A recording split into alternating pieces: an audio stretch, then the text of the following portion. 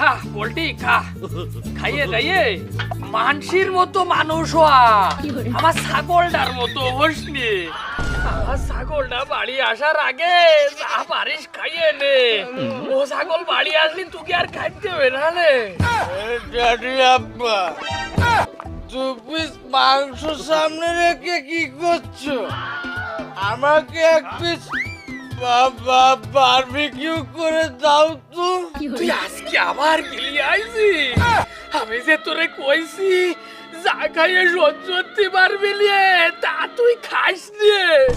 কালকে রাত্রি একবার খাই আইছি, আর সে আমার উড়োতে তেল মারছিস আর করছিস, লেগ পিস পাইছি। এই সামলাই এদিকে আয় দিন। ড্যাডি প্লিজ কাম, দূরে যেও না ড্যাডি।